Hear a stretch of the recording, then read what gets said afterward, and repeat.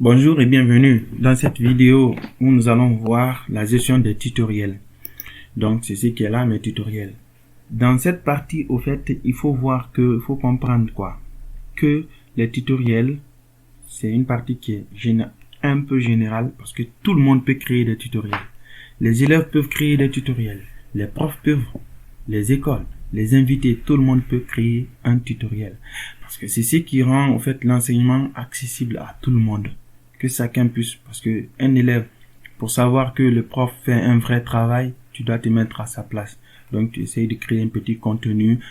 Imaginons que l'élève, il a compris une partie du cours qu'il juge nécessaire, mais que ses amis n'ont pas compris. Il peut créer un petit tutoriel. C'est très facile, vous allez voir, c'est très facile à créer un tutoriel, ok? Il crée un petit tutoriel où il va expliquer comment faire ces différentes choses facilement, à sa manière. Donc du coup, le partage des connaissances devient de plus en plus simple pour tout le monde. Chacun peut donner ce qu'il a et puis là, comme ça, la connaissance devient accessible. Parce que le prof peut expliquer un truc, un ami ne comprend pas, mais quand son ami l'explique, ça sera facile pour lui de comprendre. Donc pour cela, c'est pourquoi on a mis cette partie tutoriel à la disposition de tout le monde. Pour créer un tutoriel, c'est très simple. Vous venez ici, ajouter un tutoriel et vous ajoutez le titre du tutoriel. Voilà. Donc, on va dire par exemple un tutoriel, comment faire un copier coller sous Windows. On va dire sous Windows, ouais, pourquoi pas. Windows, ça peut être ça. Ça peut être par exemple comment faire la somme, comment calculer, comment faire la multiplication de trois nombres, ainsi de suite. Ça dépend de l'élève et le niveau que l'élève a. Il faut pas dire que moi je connais donc ça tout le monde connaît. Non, tu peux connaître une partie. Tes amis ne connaissent pas forcément cette partie. Donc le mieux, ça sera de partager. Ça va vous donner aussi un peu d'expérience et vous saurez vraiment que vous avez compris ou pas. Parce que c'est en partageant, on se rend compte de notre compréhension. Donc là, vous choisissez la catégorie. Nous, c'est informatique et vous ajoutez un contenu. Si c'est obligatoire de mettre du contenu. La même chose. Pour un élève, un prof, une école, il peut ajouter une image à ce niveau, à leur tutoriel. Okay? Ils peuvent, par exemple, écrire tout ce qu'ils veulent. Par exemple, c'est du mathématique. C'est faire de la mathématique. Mais, en fait, il ne connaît pas toutes les formules. Mais ce sera bien pour, quand même, c'est une bonne expérience pour un élève de savoir comment faire ces différentes, parce que c'est un peu de la programmation, en fait. Comment faire ces différentes choses. Mais s'il ne peut pas le faire, il peut l'écrire avec le bic. Après avoir écrit, il peut prendre en photo et rajouter du contenu directement à travers cette partie image-là. Bon, il ajoute du contenu, on est pour copier. On va dire par exemple, pour copier un fichier sous Windows, on fait, par exemple, un clic,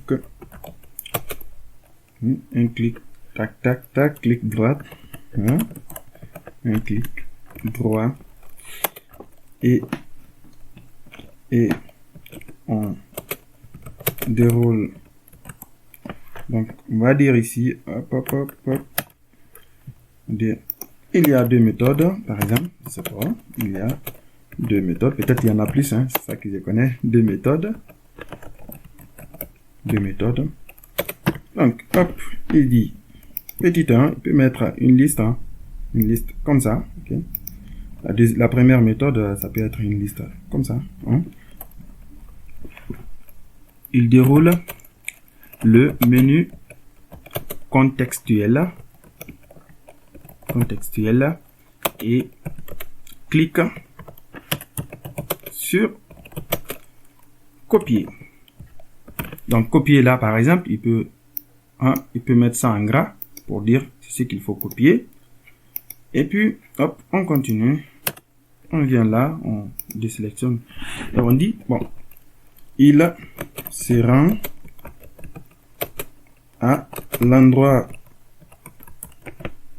où, par exemple, hein, c'est une manière d'expliquer, hein, je ne sais pas si je l'explique bien, où il doit déposer le fichier et fait encore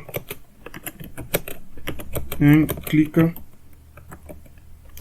droit et clic sur coller. Donc hop, on sélectionne ça aussi, on fait en gras. On va dire ça, c'est la première méthode. Je me suis trompé, hein. Hop, ça c'est la première méthode. La deuxième méthode, c'est quoi? Hop, on fait comme ça, hop, comme ça. Il clique, il sélectionne, hein, on va dire comme ça, il sélectionne le fichier et fait CTRL plus C, hop, CTRL plus C, et va donc et il se rend à l'endroit où déposer le fichier. Ah ben regarde, on va se passer voilà. Donc c'est un CTRL C, j'ai fait comme ça directement, et CTRL V. Donc il se rend à l'endroit où je vais déposer le fichier et fait un CTRL plus V. Donc là on met ces deux là en gras, là, hop, comme ça. Ici aussi. Je vous assure, pour un élève, même si c'est ça que vous partagez, c'est déjà grand, parce qu'il y a des gens qui ne connaissent pas. Donc il faut pas dire que ah, moi je connais, bon, tout le monde connaît, donc déjà c'est grand. Donc le tutoriel a été déposé, et quand on vient ici, normalement on verra le tutoriel. Et là, le tutoriel n'est pas mis en ligne, vous pouvez le mettre en ligne. Donc vous cliquez sur là, en ligne, et le tutoriel est en ligne. Vous pouvez l'éditer à tout moment. Si vous l'éditez, la partie édition, vous allez venir là, vous dépliez, et là, vous rajoutez d'autres contenus, hein. Vous pouvez rajouter ici, hop, par exemple, pourquoi pas, merci, et à bientôt.